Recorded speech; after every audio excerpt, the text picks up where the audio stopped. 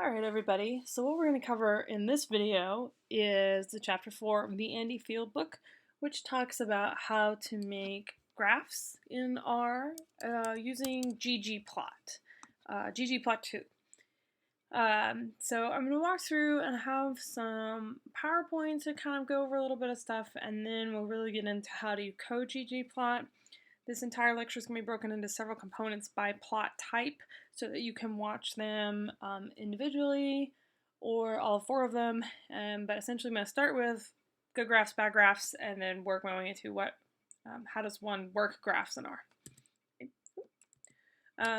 So the big goal of a graph is really to present data clearly and to present data accurately. So not misrepresenting or distorting the data, that sort of thing.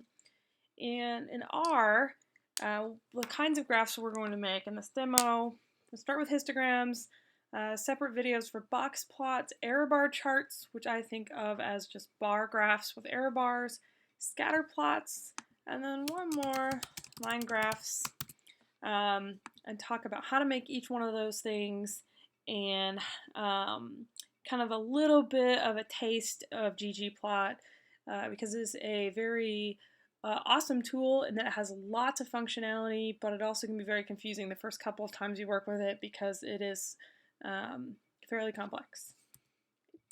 So really, but to start this lecture, I'm going to talk about presenting data. And so according to a lot of people, myself included, the point of a graph really is to show the data. So get the reader to think about what you're trying to present. So it's too easy to make cute graphs that aren't appropriate graphs. So things with all these crazy designs or graphs that are distorted really influence you to think about the graph and not about the data that's in the graph. So what is the purpose of the graph? What do I want to see? Do I want to see that one group is better than the other? Do I want to see a change over time? So we really want people to think about the data and not the graph itself. And so often there's a lot of times I'm looking at charts and I'm too busy thinking about why is their y-axis distorted rather than what the data is trying to tell me. So you should avoid distorting the data, and that includes making the y-axis both too long or too short. So y-axes that are crunched versus just stretched way out. And I think it's really tempting to stretch them out to show differences between groups that may not be as large as they appear to be in the graph. Present a bunch of data with minimum ink. So keeping the chart junk, the extra crap on the chart down. Making a large data set coherent. I'm sort of torn. I like tables as much as I like graphs, so if you have lots and lots of data, a table might be better. But building a complex experiment to a graph can really help the reader see what happened instantly. So if you have interaction between two variables in an ANOVA, a graph actually is going to be a pretty nice way of presenting that there's this change in effects depending on conditions. And that really encourages a reader to compare the different groups. And you should reveal the data, which I feel like is very, but the point of a graph is to really allow people to explore the data and present what you think is going on, but they can also draw their own conclusions because you haven't distorted the data. Okay. So this is from the field, and it's just a great example of a bad graph. So his arguments are, one, it's effing hideous, but it does at least have error bars, which is nice, but to me it always looks like pencils. The X and Y and Z labels are really terrible. You can't read them.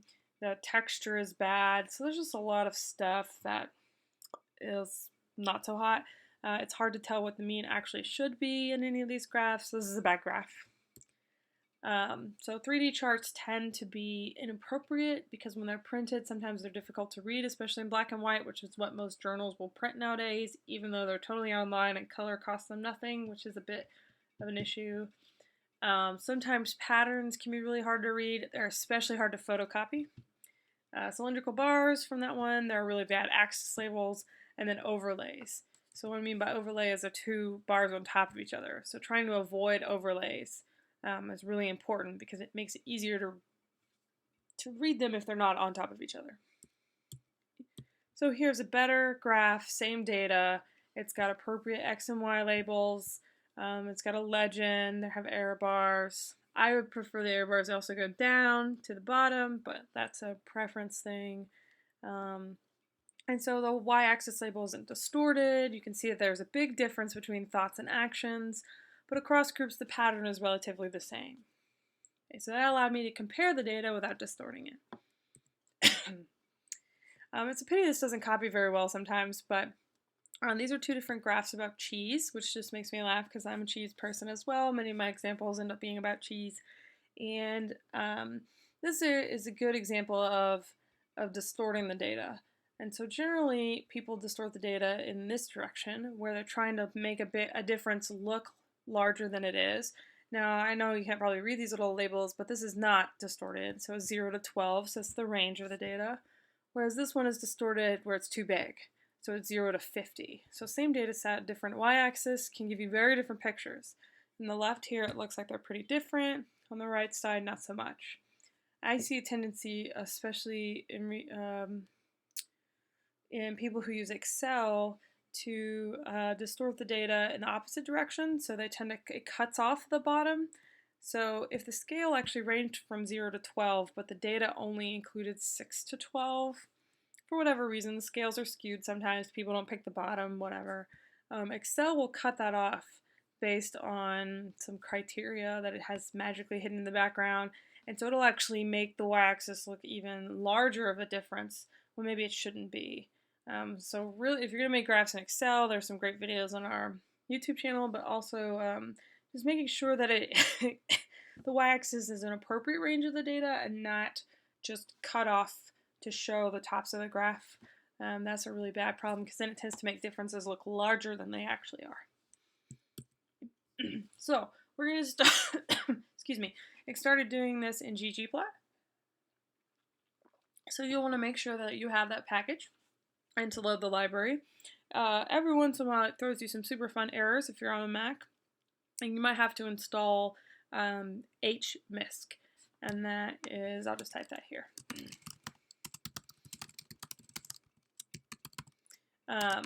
Hmisc is really for error bars. And so you may get a graph, and if you're expecting error bars and you're not getting them, it'll probably throw you a warning that package did not install. So sometimes the dependencies don't always come along with it. But ggplot is a really popular graphing package in R. I think my biggest problem with it is it does have a good learning curve. You know, if you already weren't scared enough of R, here comes this crazy plotting package. But you want to make sure you have that installed. So let me go to Studio here. Have all the things open. Let me close that. There we go. So I do have it installed, so I'm going to load it first.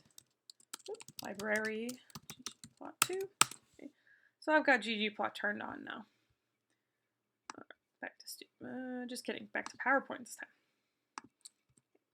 So the way that ggplot works is a little different. The plot functionality in base R requires that you sort of build a plot and then you can add lines to it, or requires you to put everything in the plot function between the parentheses.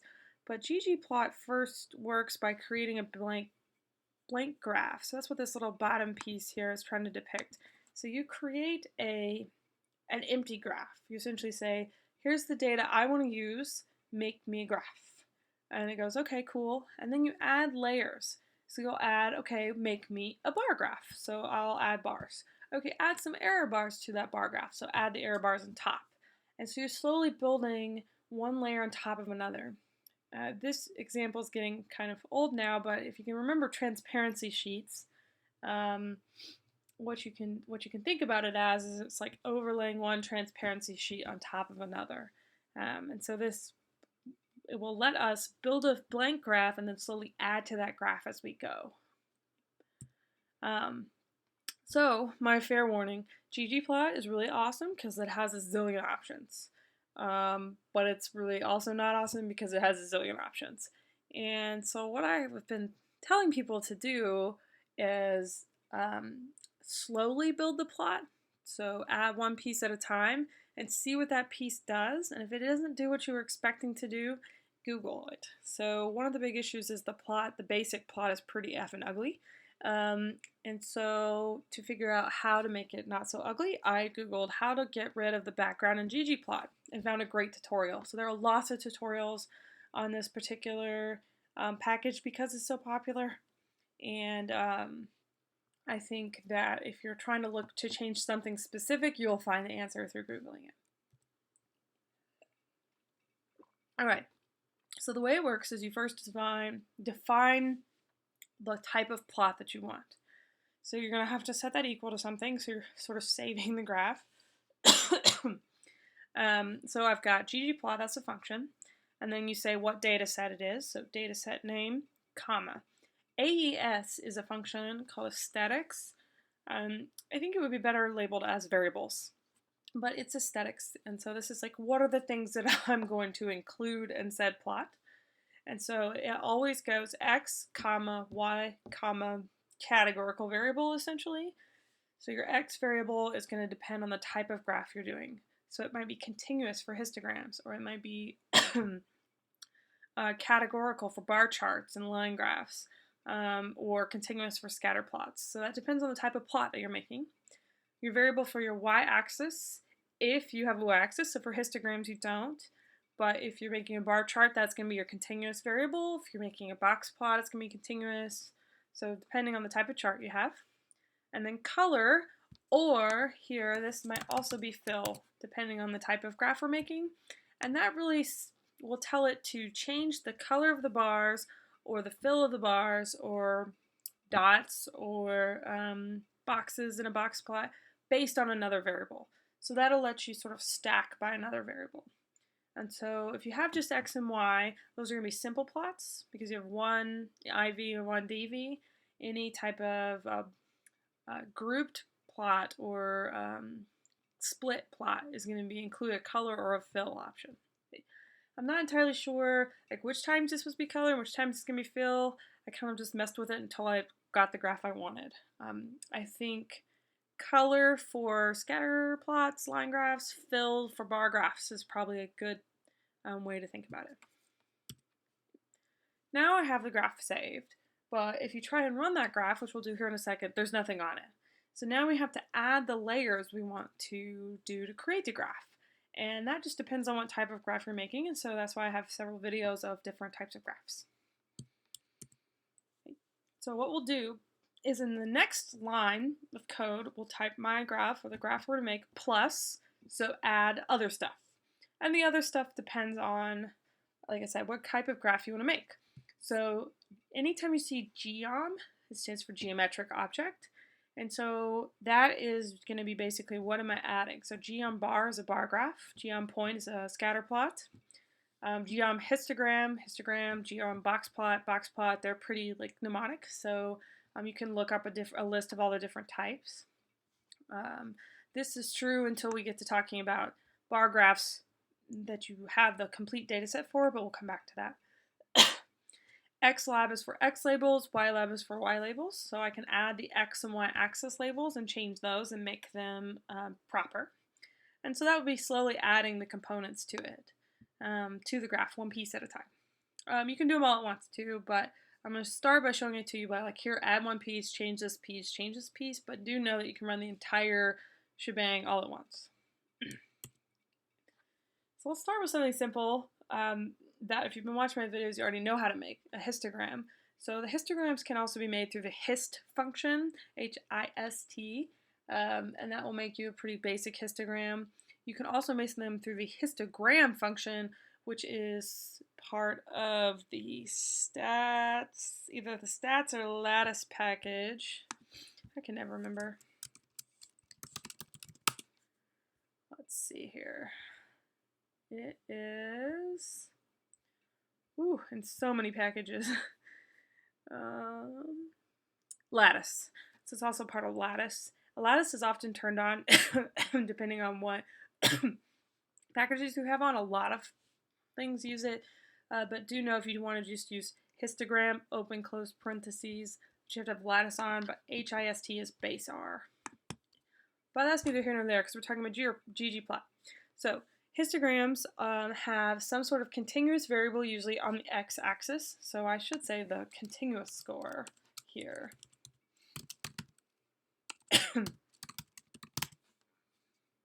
Continuous, there we go, spelling. And then the y-axis is frequency. Okay, and so why would I make a histogram? Well, it helps me really identify the shape of the distribution, its skew, and its kurtosis, if it's unimodal, bimodal, normal, and then unusual scores. So I think histograms are really important for data screening. The hist function is usually pretty much all you need to do, but it's a great place to start learning ggplot because it's probably the simplest graph that you can make other than a scatter plot, and it'll allow you to really see kind of what's going on because you've made one of those already. So examples pulled from the field book. So we're going to load the Gemini Cricket data and talk about he wished upon a star. So he measured a bunch of people pre-post, and then we rated those people on their success. And so they either wished upon a star or worked really hard. And then we measured success again. So let's make a histogram from that example. So I am going to come over here. I'm going to set my working directory so I can use the data sets I have stored here.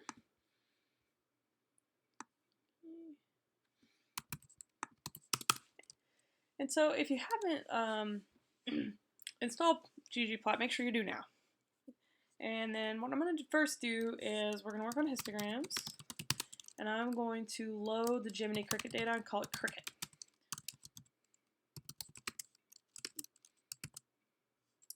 C for lowercase Gemini. So you can also import this package in lots of different ways as a separate video.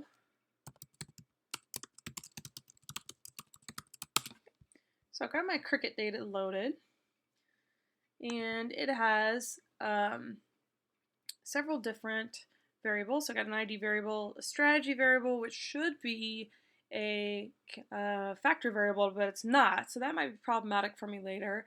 We talk about bar graphs, so I'll get into that particular issue. Success pre, success post. So if you watch the video about reshaping data, this is in wide format, which is okay for histograms. Wide format is going to be difficult when you want to graph the repeated measures component, and then you'll need to be in long format. So since we're making a histogram, wide format's just fine. It's actually probably a little easier. And so let's go back here. And so let's build the plot. So we're going to make a histogram and do ggplot, the dataset name, Cricket, and then the aesthetic. So I'm just going to do success pre-test. Let me go back over here. So remember, the way this works is I need to name it. So I'm going to name it Cricket Hist, the Cricket histogram. We use the function ggplot. The dataset name goes first, so Cricket. The aesthetic function goes next, and it only has one option. Okay. So for histograms, the aesthetic is just what do you want on x. Remember, x is the continuous variable. So I built that. What did that do for me? Over here in my environment window, you'll see I have a new value. It's a list. And this is just it building the plot. So this is like how ggplot sort of starts to work. It builds you the information that you need, but it doesn't actually build you a graph. So it's very tempting to think that there's something there. So let me prove to you that there's nothing there. So if I tell it to show me the Cricket histogram, it's blank. It also tells me there's no layers in the plot. Like, okay, that's great, but there's nothing there. So what I want to do now is take my histogram and add something to it. So I'm going to hit plus. Now I'm going to code this data in a way that is very visually pleasing to me. So after I hit plus for each layer, I'm going to hit return. And because I ended the line with a plus symbol, and if I start to run it, R knows it's expecting something else because I didn't end the line blank. Essentially, I ended it with like this thing plus, and so it'll hang and wait there. So if I do this, it gives me the plus down here saying, okay, you need something else. I'm confused. You haven't ended. And so that will allow me to sort of create code that is more readable. And it's totally just a me thing. You can put it all in one gigantic line if you wanted. This just helps me see what I've been doing. It also helps understand like I'm going to have this blank plot plus this layer, plus this layer, plus this layer. So if you did that, hit escape to tell R to quit. So for a histogram, the histogram code is geom histogram, open and close parentheses. And then that's it. So let's run those 2 lines. So that made me a very ugly histogram. And then you'll notice that you get a warning down here that tells you what bin width it used. That's very similar to the breaks option in histogram. So if I did the hist function of my success variable,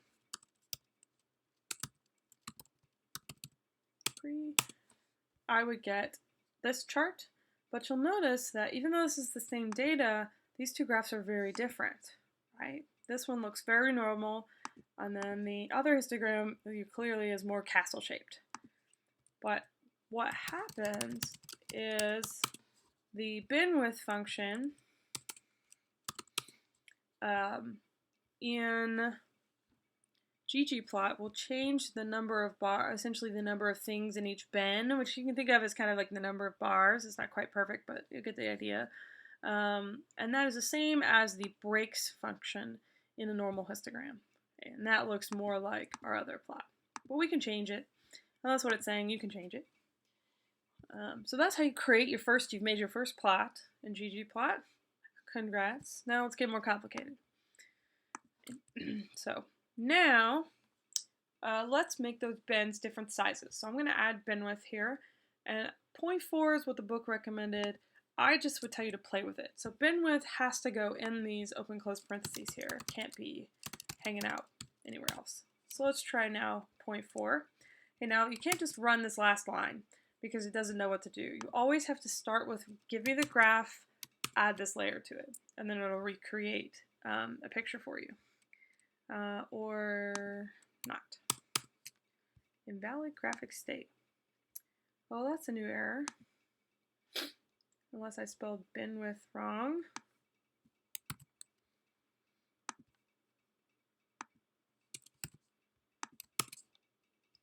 Okay. Alright, so I figured out the problem.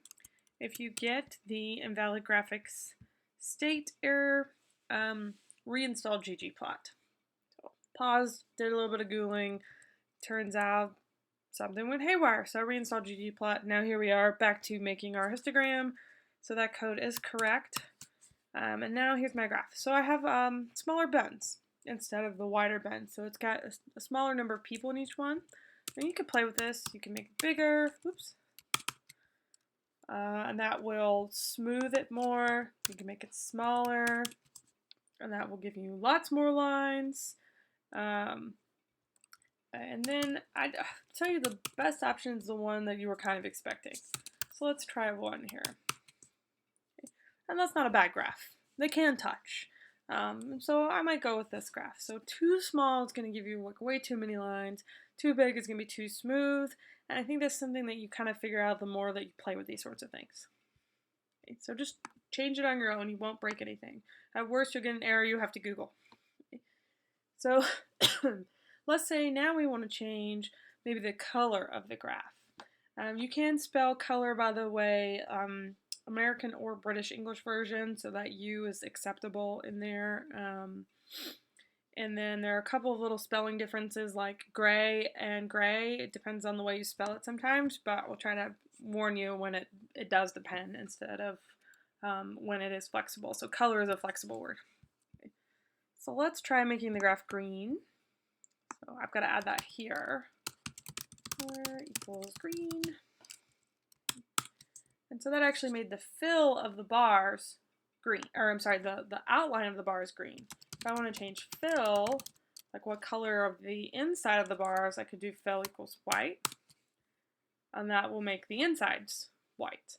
So in general, color will change the lines around the edges, and fill will often change the inside of the bars when you're dealing with bars. That's still a pretty ugly graph, but you can make it pink and purple if you wanted. It does accept in the color options, it accepts names It accepts names and numbers, which is a special coding system for ggplot. I would tell you to Google what colors does ggplot accept. It also accepts hex codes. So you can Google, like, I'll just show you here, the hex codes color, and you can use the color, oh good gracious, with the problems for the videos today. Alright, you can use these little codes here to pick specific colors. So I could copy that little code and paste it into one of my color options, and you can get very specific with the colors. I'd recommend black and white because of the requirements for most journals. It will make you pay for color, so I tend to stick with black and white myself, but you can go hog wild if you'd like. Alright, so now I want to add some labels. So I left it as green in this example, but I've shown you some examples. The labels are pretty mnemonic. X lab is for the X label, Y lab is for the Y label. So let's make some good X and Y labels here. Okay. So I want to add something, so I'm going to hit plus on the end of this line. So the lines should end with plus if you expect a new one. And you'll notice that RStudio automatically kind of indents in for you. If I didn't have that plus there, it will move it over to the beginning because it knows that it'll run this line code separately. So that's kind of a quick way to know if you are continuing from the previous line, is it will indent for you, which is a really handy feature of Studio. So let's add an X label. So this is success pretest. So watch here, this says success pre because it's the name of the variable. And now it says success pretest. So this will the xlab function will allow me to change the labels to be more journal appropriate, or more proper. So proper case, meaning the capitalized letters for each word, or first letter of each word, except for filler words, the of, for. And the issue is that, while R has lots of attribute functions, it will pull the name of the variable automatically if you don't set something, which is great, except that the variable names shouldn't have spaces. So this allows you to really make them a lot more descriptive. So let's add a Y label. And for histogram, it's almost always frequency. Let's run that. So now we have success pretest and frequency over here. And I can make that bigger here so you can see it. Okay, so pretest and frequency, my histogram. So it's moderately normal. It's kind of got 3 big points. So you might see it's multimodal too. But this black background is or gray background is pretty hideous. And so there's a quick way to get rid of it and a bit more controlled way to get rid of it. We'll get to that in a second. Okay. So you've made your first graph and changed the colors and the bin widths of it. So let's make another graph. So there's a music festival data where we are measuring the smell of people at music festivals. So 0 means you stink, 4 is you're fabulously wonderful smelling. So let me load that data set here. So this is still under histogram, so I'm going to load the festival data. And I can't remember how it's spelled. Chapter 4 festival.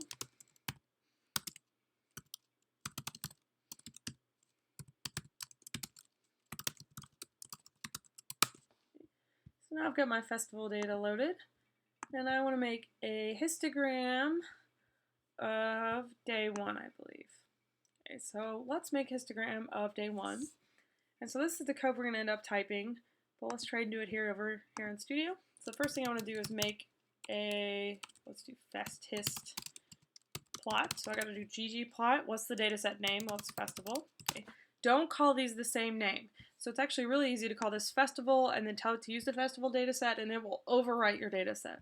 So be sure you're calling these things separate names. That's a really pretty easy mistake to make.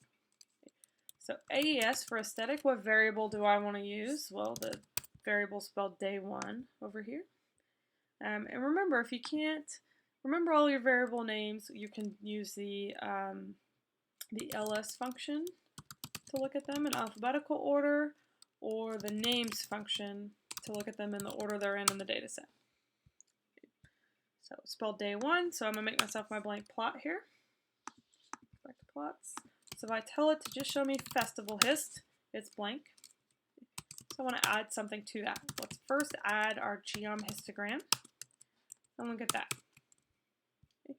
So it looks kind of crazy, and it's got one little outlier out here, which is what this graph is supposed to be about, but let's change the bin width. Oh, let's make it 1. It's 0.4 in the book, let's make it 1. Okay. So that didn't seem to change a whole bunch, mostly because I have a really bad outlier. So if I make it smaller, now I have more precision, so you can play around with it. We can also change the color.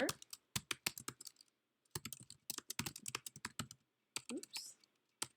And the fill. Okay. So now I have white and black bars. And so that would be our second histogram. Let me make sure. X and Y labels. I knew I was forgetting something. Okay. So let's add an X label. Day 1 of festival hygiene. Okay, and then let's add a Y label, which is going to be frequency. So Y lab words. Let's make that plot. Okay, so this is a pretty nice graph. Still dealing with the ugly grid line background, but I can see very clearly that I have an outlier. Well, this data set's only supposed to run 0 to 4, but clearly it isn't running 0 to 4, so this is a typo that you want to fix. So a good reason to make a histogram. Okay. And so this is from the book. Look at this outlier out here. But my quick word of warning is like when you're thinking about graphs, what are the sort of rules that you should consider?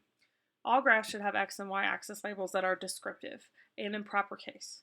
So you don't want people to have to sit there and go, what is this variable on the graph? But clearly label the variable.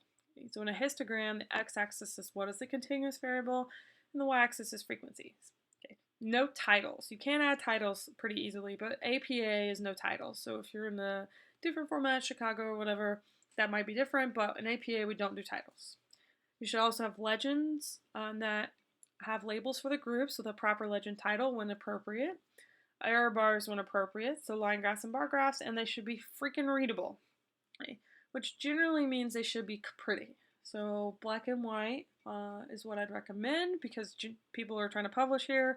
You can make it pink if you want, but making it readable. So we'll get to bar graphs. We'll talk about the dodge function so that the bars don't overlap, essentially. So real quick, let me show you, we'll do scatter plots in the next video, this theme coding issue. So how do I make a graph pretty, so to speak? So I'm going to show you real quick here, and then I will do it again in every other video. But one quick way to do it that I learned recently is there's a theme BW, open and close parentheses, and that makes the theme black and white. And that is a really great function that sort of quickly clears up the graph. Look how much better this graph is. I wouldn't say this is generally how we would do this in APA because we don't tend to do the lines around the graphs, but every journal is different, so maybe they'll take it. And we don't tend to do the grid lines. I don't mind the grid lines so much because they're pretty faint here. But if you look at a bunch of graphs, you'll see that that's not a common thing in psychology anyway. And so I have some other code, but theme_BW is a really fast and dirty way to get rid of that gray background and make everything black and white. It's actually very clean. I think you can actually even get rid of this. Let's test that theory real quick. Okay, no, it left them black. So you might want to keep using that if you wanted that look. Oops. Oh, I didn't like something about that. Oh, I don't know where my little open close parentheses went, but those are important. They need to stay on there. The other thing that I found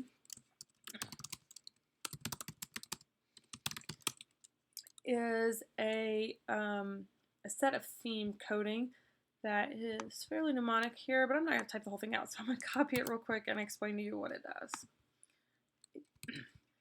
And so what happened, what I'm going to do, and this is a really great cheat, is I'm going to, oops, sorry, click the wrong button is what I'm going to do. I'm just going to call this theme. Okay. And I probably shouldn't call it theme because theme is a function, but or you can call it cleanup if you want. Okay. And I'm going to set this equal to what I'm about to tell you here. So the function itself is theme. Okay.